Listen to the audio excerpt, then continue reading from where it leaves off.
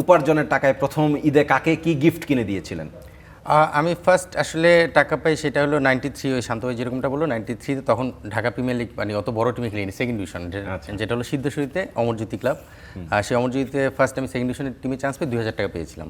তো 2000 টাকা পেয়ে আমি আসলে নিজের জন্য একটা জুতা কিনেছিলাম, কারণ আমার ক্রিকেটের একটা জুতা কেনার খুব শখ ছিল। জিও নামের একটা জুতা ছিল, যেটা হলো নিচের সোলটা পুরো সবুজ, নর্মালি সাদা জুতা, নিচের সোলটা পুরো সবুজ এবং বুটি বুটি যে ইয়েগুলো থাকে রাবারের স্পাইক টাইপের, ওই জিনিসটা। তো ওইটা আমার মেটাল স্পাইক না, মেটাল না, হ্যাঁ রাবার স্পাইক, এবং পুরোটা সোলটা ছিল সবুজ এবং বুটি বুটি। তো আমার একটা শখ ছিল যে ওই জুতাটা কেনার। তো 2000 টাকা আমি পেয়েছি।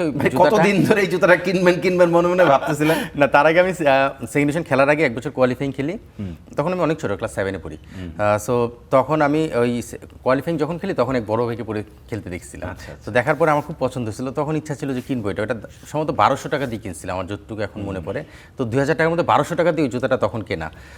সো ফার্স্ট কাউকে দেওয়া না, আসলে নিজের খেলার জন্য এটা কেনা। এবং আমার বাসায় বসে তোর যদি খেলার জন্য কিছু কিনতে হয়, ওই সাপোর্টটা ছিল যে আসলে আমার খেলার জন্য যদি ভালো কিছু দরকার হয় সেটা। এবং যেহেতু শখ ছিল, ভাই বা আব্বা জানতো, তো তারাও আসলে এটাকে পজিটিভলি নিয়েছিল।